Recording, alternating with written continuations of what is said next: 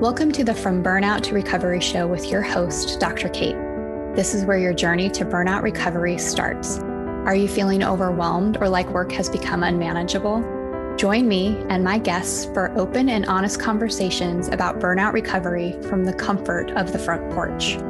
I am here to help you build your resilience and prepare you for burnout in a whole new way through a variety of perspectives. Move past the idea that burnout can only be addressed by avoidance and work to integrate recovery into your daily life. Relax, take a breath. The From Burnout to Recovery show starts now. Hello, everyone, and welcome to the From Burnout to Recovery show with Dr. Kate on Transformation Talk Radio. I'm your host, Dr. Kate, and I'm excited to welcome you to the show today. Remember, as you are enjoying the show, to hit that subscribe button and leave a review. Today, we are going to be joined by our guest, Jinnie Lee Schmid. Jinnie has experienced as much change, loss, and grief as anyone can imagine, most of it by the time she graduated college. But she perfected Academy Award recovery at an early age and powered her way through a long, successful career as a corporate consultant and entrepreneur. After the most important person in her life died, she struggled through 9 months of debilitating grief that threatened her business and her marriage. Then she finally discovered the grief recovery method, and her purpose and calling became clear. She now coaches high-performing women leaders who have too much at stake to stay stuck, helping them recover from their past, release their grief, and reclaim their freedom to thrive. She lives in Atlanta, Georgia with her husband, the same one, and a revolving menagerie of rescue cats and dogs. Jinnie, welcome to the show.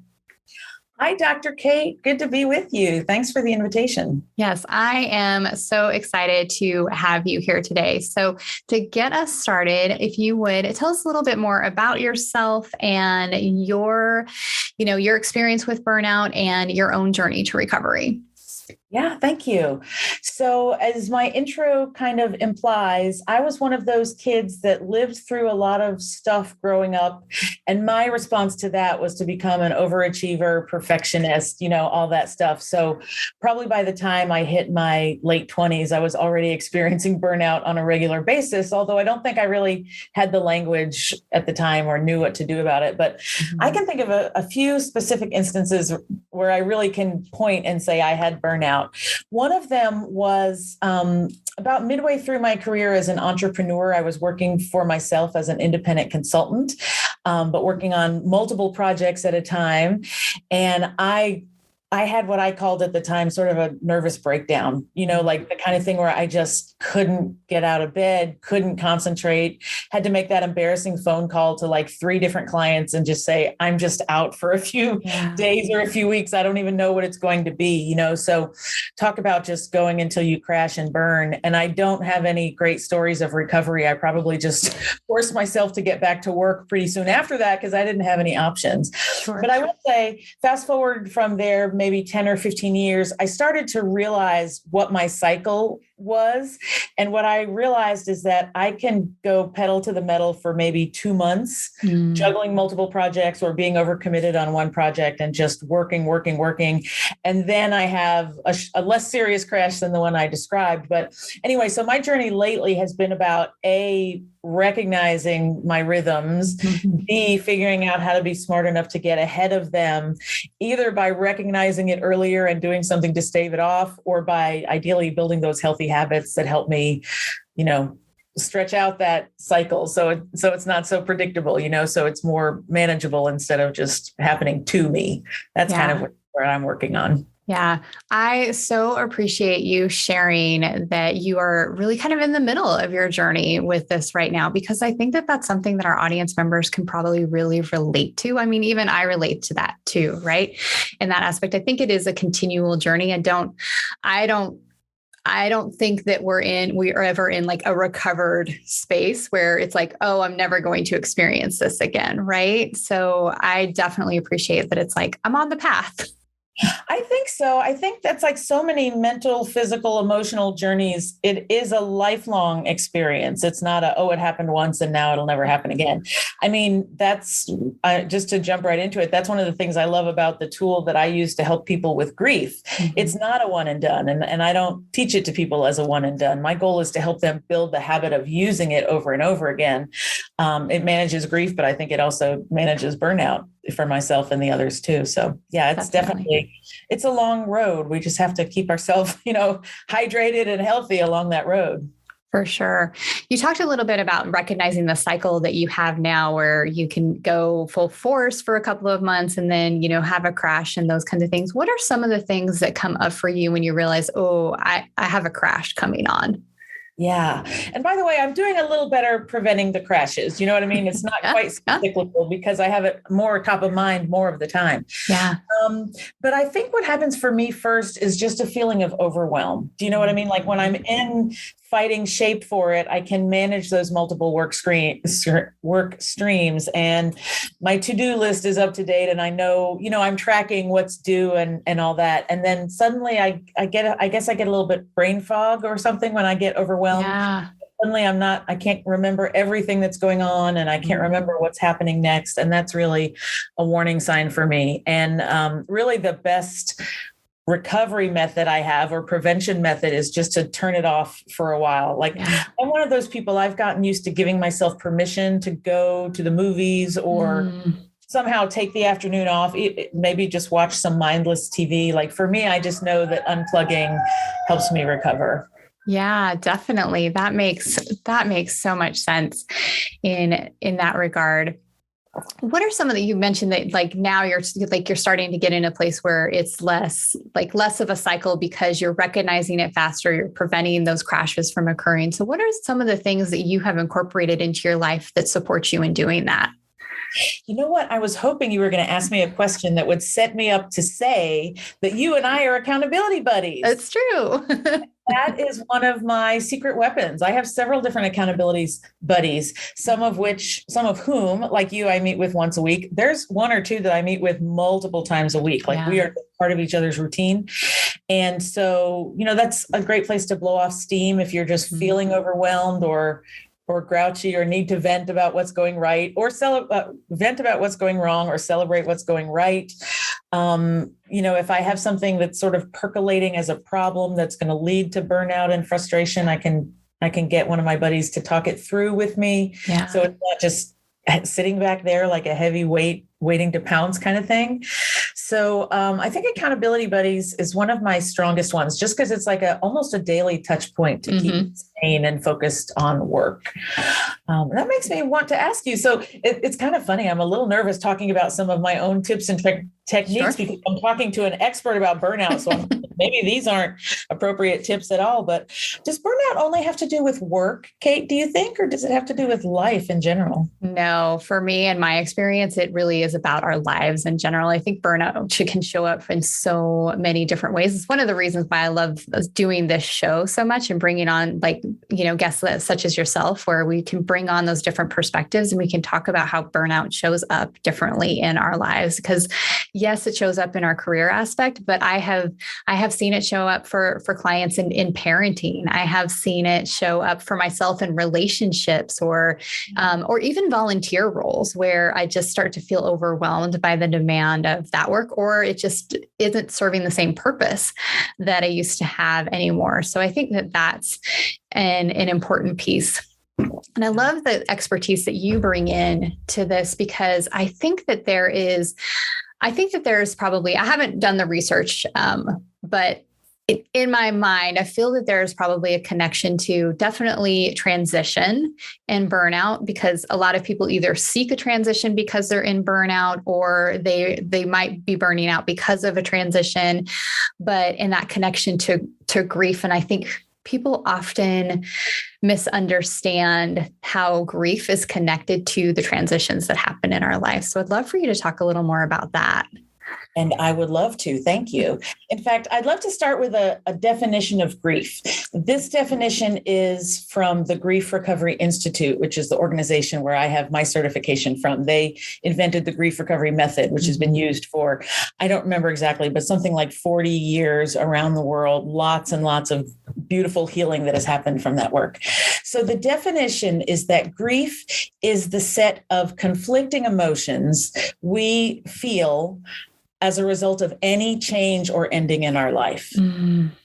So I want to point out a couple things that I think are pretty cool about that definition. Number one, grief is not a word for any single emotion, right? Like grief is not like sadness or guilt or anger. It's that set of conflicting emotions. And for people like ourselves who've been married or other people that have had kids, you know that sometimes you have a really happy transition that you're really excited about. And there are some things you're giving up or some things that are changing. So that's why it could be conflicting emotions, right? Yeah. Similarly, with a negative experience like losing a loved one, sometimes there are positive aspects like relief that they're not suffering or relief for yourself as a tired, burned out caregiver, right? Yeah. So one thing I really like to show is that grief is the conflicting emotions, and we don't have to be guilty about the fact that they're conflicting. That's just the human emotion, the human experience. But the other thing that's important about that definition is that it can happen with any change or loss or ending. So, it could happen if you lose a beloved watch. It could happen if you change jobs. It could happen if you have a happy experience like a retirement or an empty nesting or graduation. So that really, to me, broadens the understanding about why grief is such an important part of like you said, transition or even change management in the corporate world. Grief is at the root of why humans have problems with change. Yeah. Oh, I think that's so important. And thank you for bringing up that definition, because I know I hearing that gives me a different perspective on grief, and and thinking about it in terms of those conflicting emotions, and that it's any change really or loss is helpful, because that just, it's like, okay, so this, it doesn't feel so big or so daunting. Yes, good point. Because I think we are socialized to spend like 99.5% of our energy turning our back on grief and making it something horrible and something to be avoided at all costs. Now, I'm not saying it's fun, but it's one of those things that if you go through it, it's shorter and easier than if you spend 35 years and all your energy trying to avoid it, Right. And so if that helps normalize for you that grief is just kind of part of our everyday experience, and if your audience can feel, take that in and feel some relief from that, I think that'd be really helpful for all of us. Yeah, absolutely. I think in the aspect of, kind of that experiencing burnout, and when we think about like the transitions that may come with that, what is something that when you start working with someone on their grief and their transition, what is one of the first things that you have them do? Actually, one of the very first things is take a review of all the life experiences that they've encountered so far. So the grief recovery method has a list that they call 40 life experiences. I am maybe a little too detail oriented, so I've broken it out. My list is probably more like 100, but I really want people to, recognize things they've been through, right? So getting really specific on, okay, well, maybe you've experienced a death. Who was it? Why were they important to you? That kind of thing. So even just kind of a high level survey of checking boxes on a list can help us all recognize how much change we've been through, get a broader perspective about things that might have had emotional impacts on us that maybe we didn't even sort of give credit for in the past, right? Like, so for instance, just as an example, all of us when we're young, maybe not all of us, but I would say most, probably experienced the death of a pet, may have moved with our family from one city to another, may have lost a beloved uncle or grandmother or whatever. And if the adults in the world are not recognizing that as significant changes that can cause grief, right. they tend to downplay it and sort of teach us that it's not okay to have those emotions, right? So when we see a list and can say, oh my gosh, I've been through a lot, and, congratulations to me that I'm still standing, and I can clean up some of that, baggage that I've been carrying around from all of those things. That's what just opens the world to healing and possibilities. Yeah. Oh, I love that aspect of the healing, and really thinking about like your whole life, the experiences that you've had and what you may still be carrying as part of that. And the loss of the pet made me think of, we had a family dog who was what we were told, was rehomed to an elderly couple and whatnot. And I found out like years later by overhearing, she's going to hate that I tell this story, but overhearing, it was probably a good 10 years later, I overheard my mom, saying to some friends that, oh, it's just so sad when we had to, let go of Duchess and put her down. I was like, oh, you said she was rehomed. And so that's what just came up for me in that aspect. Well, and first of all, let's just give grace to our parents and grandparents. Yeah, she did a beautiful job. I love my mother. Mama, I love you. You are an amazing mom. And that is not to discount that at all, but it's just interesting that that's what came up for me. Yeah. Well, so I want to acknowledge both sides of it. Number one, your mom did the best she knew at the time, based on what the adults in her life had taught her about how to help children grieve. Sadly, some of that stuff is not so useful, and it makes the next generation grow up either not acknowledging some of their grief or not knowing how to deal with it. So for those of us that are parents right now or have both adults and children we can influence, really the best thing you can do is model that it's okay to feel those negative emotions, and model that it's okay and beneficial to talk about it. It's okay to be emotional. That just helps everyone kind of step into it more. And Kate, would you agree that if we're doing a better job of experiencing and letting go of our emotions closer to the time they're happening, that can be a preventative for burnout? Absolutely. So I think one of the things that people don't, I think, necessarily recognize when they're in burnout is they want it to end. So what they do is they seek a change, but they don't like process that any of the grief that comes along with that change or the conflicting emotions and those kinds of things. And they get, I think then, they cycle into kind of a honeymoon period in that regard, and like, oh, this is new and different, and I'm enjoying myself. But if they haven't done the work to process that grief, to process their burnout, it returns. And that's just part of being human, is that we can't really ignore those feelings and those processes, because they have a way of popping back up and saying, hello, I'm still here. Yes, I agree. So we were talking before we decided to have this discussion about how rich it was going to be, about all the things that are going to overlap, and how grief and burnout really if they're not exactly the same thing, they're really closely adjacent, and they have a lot to share with each other. Absolutely. I think, and they impact each other for sure in that aspect. Yeah. So I want to bring up a topic that might be controversial, either between you and I, or maybe with the audience. So, and maybe that's good. Maybe we'll spark some discussion. So one of the things we recognize in grief recovery is the difference between the short-term things we might do to distract ourselves or soothe ourselves. In my work, it's distract from the emotions, right? Or soothe when the emotions get too hairy. Versus long-term healing, which is what the program provides and teaches a person how to do, right? So I don't evaluate that from a place of judgment, but just to recognize that some of those what we call short-term energy relieving behaviors, they're good tips on the one hand for how to help yourself feel better when you're in it. But on the other hand, if they become the only tool, the long-term tool, that's where it can be problematic. So in the grief work, again, if there's a person who has come to over-rely on alcohol, or over-rely on food, or over-rely on exercise or shopping, or any number of those things that are perfectly legit. So that's a distinction that I make. And it actually makes it hard for me to give people tips on how to handle when you're feeling in grief, right? Like I don't want to I'm down with people using those things, but my goal is to get them on the road to healing and to identify where those things belong in the bigger picture. They're not the only tools. So I'm curious if you feel the same way about using those kind of tools to combat burnout.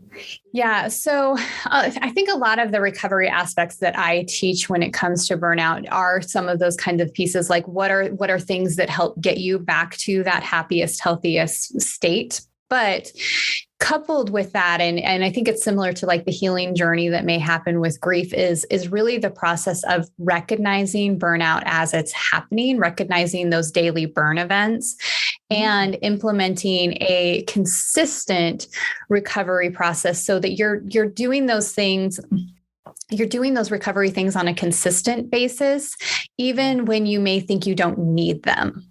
Oh, yes, that makes sense. And I think that's the difference, right? Instead of implementing, something that's like, okay, I'm feeling overwhelmed, so I'm going to do a grounding exercise.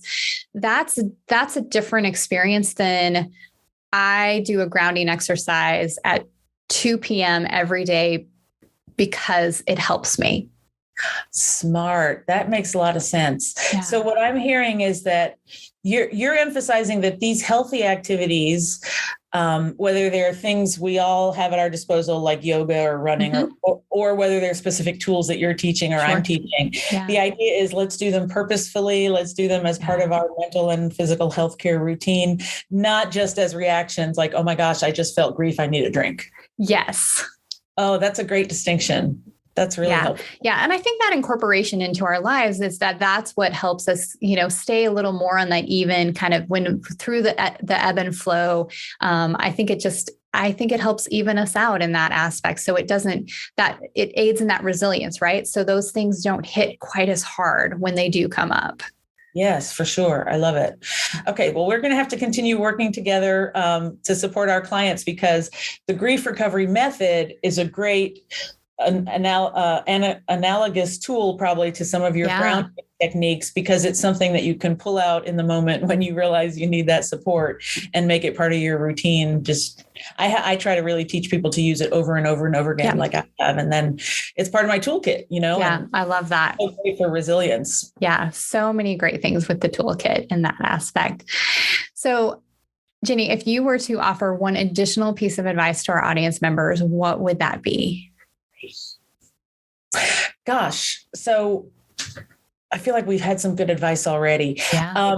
I think my biggest piece of advice is take grief seriously. And I want to emphasize that because, again, people have learned and practiced brushing it under the rug. I want people to realize that grief can and will impact you if left unresolved. Physically, emotionally, socially, if you let anything simmer and fester for too long, it's going to come back and haunt you. So if you know that you're in grief, I really want people to know that there is a solution. It's relatively painless and quite quick. So it's much better to go ahead and get that resolved, learn this tool, and be happy and healthy for the rest of your life. I'd love to make just a quick sort of word picture. Like if you had a flat tire, would you sit by the side of the road just telling yourself it's okay to have a flat tire and it doesn't merit attention? Or conversely, if you broke your arm, would you carry that arm around going, I'm fine, it'll get better by itself, I don't need that right arm anyway. So, grief is an important part of our mental and emotional and physical health. So take it just as seriously, find an expert, and take good care of yourself, and you'll be so glad you did. Yeah. So if any of our audience members are like, I need help with this and I'm ready to do this work, I'm not going to carry around the broken arm with me any longer, how can they find out more about working with you? I would say the easiest way is to go to my website, which is Change Navigators. LLC.com.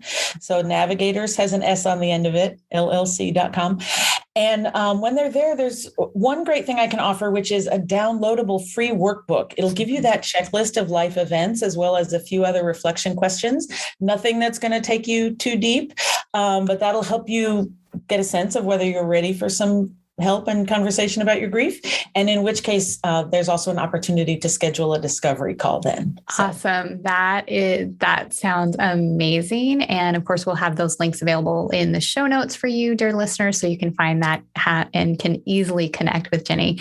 Thank you so much for coming on the show today. Such a pleasure, my buddy. Thank you for having me. I'm so excited about, the support that we're both giving to your audience, and I wish them all the best. Thanks so much. Thank you.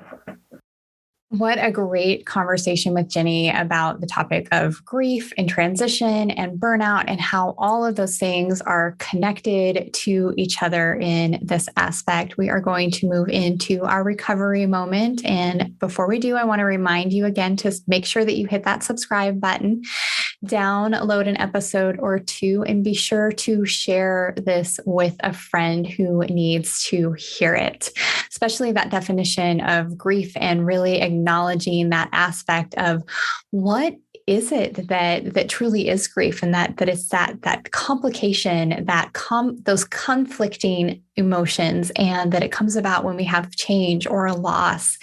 And think about how often that actually does happen in our lives and how we don't think about it as grief, and we maybe don't process it as grief. I know that I am going to be thinking about the grief process a little bit differently in my life moving forward after that conversation with Jinnie. So let's get ready for our recovery moment. We are going to be doing a body scan that brings about a calm mind and a calm body. All right, dear audience members, I want you to go ahead and get yourself into a comfortable position. Remember that I want to make sure that you are safe while you are practicing the recovery moment. So if that's not you right now, take a listen and then come back and do the activity later. So we are going to focus today on calming the body. When the mind grows agitated, the body often follows suit. Luckily, the relationship between mind and body is a two-way street. As you calm the body, the mind will likewise relax. It is a powerful way to encourage the body to relax, and anyone can do it. Go ahead and pick a position in which you want to start this exercise. You can be sitting, standing, or lying down, and it can be done anywhere or anytime you need to calm down. Allow your eyes to close. Take a breath in through the nose and out. And as you breathe, tune into the sensation of breathing at the nostrils. Take a few deep breaths in and out, focusing on the breath, what you feel in the nostrils, and allow yourself to just connect to this present time experience and what you are feeling in your body right now. Begin with your left arm. As you breathe in, picture your arm filling with the energy of the breath. As you breathe out, imagine pushing the breath energy out through your fingertips. Tune into the left arm as you do this, keeping both the physical body and the visualization in your awareness. So connect to the body, feeling the energy, fill your arm, and expand out through your fingertips while you visualize the same. When your mind wanders off into thought, bring it back to your breath, in and out. Deep breath in, slow breath out, and a deep breath in and a slow breath out. Take your focus now to your right arm. As you breathe in, picture your right arm filling with the energy from your breath. As you breathe out, imagine pushing the breath energy out through your fingertips, watching it expand far and wide through the room you're in, out through the walls, out into the open. Keep breathing, filling that arm with energy, releasing it through your right fingertips. Keep breathing in and out, energy in energy out. Deep breath in, relaxing breath out.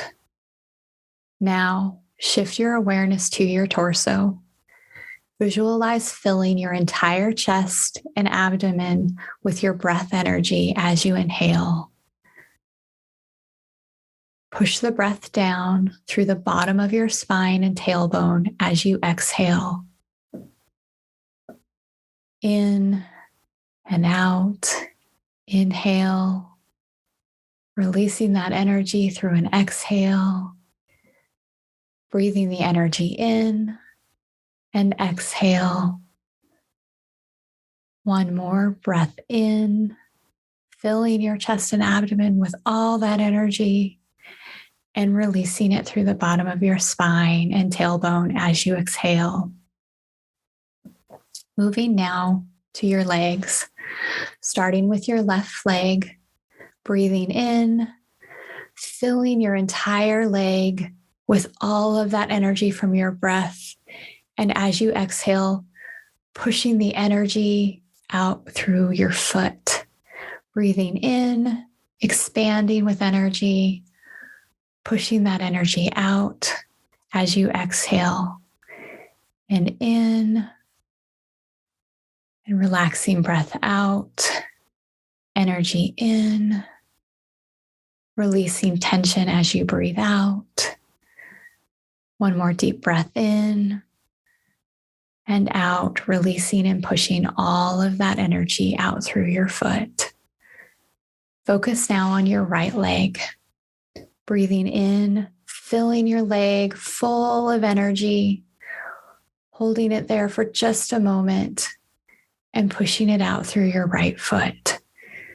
Breathing in, letting that energy expand within your leg, relaxing even more as you push the energy out through your foot with the exhale. Breathing in energy, releasing tension as you breathe out. One more deep breath in and releasing the energy out. Now, let's bring it all together. Breathing in and filling your entire body with the breath. Imagine your body being filled with energy from your breath from head to toe, a bright light filling your entire body. And as you exhale, releasing that light and energy out through your fingertips, the base of your spine, your head, and your feet, allowing the entire room to brighten as you release all of that energy with your exhale. Breathing in, filling your entire body from the head to the very tips of your toes, to the ends of each of your fingertips. Breathing in and hold for just a moment and releasing all that energy out, watching it expand out through your feet, your fingertips, the base of your spine, and your head as you exhale, releasing any tension that you're holding in your body along with it. One more deep breath in, filling yourself with the energy, filling your body with that light, and releasing it. Exhale out, and the light releasing out, the energy carrying with it tension and worry out through your head, your fingertips, the base of your spine, and your feet. Rest for just a moment. Allow your breath to just become natural, a nice easy flow in and out. Breathing in and out. Let's take one more deep breath with each other. In through the nose and out. And as you're ready, you can open your eyes to return to your day, carrying with you a lighter body, a more calm mind, and doing the things that need to be done. Remember that for more recovery moments, you can follow me at Dr. Kate Steiner on Instagram, and be sure to subscribe to the From Burnout to Recovery show on YouTube. I'm so grateful for Jinnie as our guest today, and I'm grateful for each of you for listening. Thank you for joining us on the From Burnout to Recovery show with Dr. Kate on Transformation Talk Radio. I'm Dr. Kate, and I wish you peace on your journey. Thank you for joining me on the front porch today. Remember to download the free guide on how to recover from burnout in 2 hours a week on my website, drkatesteiner.com. And as always, be well, my friends.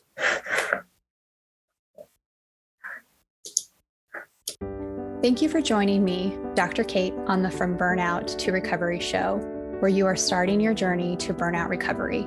You are invited to join me on the front porch every second and fourth Friday of the month on transformationtalkradio.com to continue growing in resilience and integrating recovery into your daily life.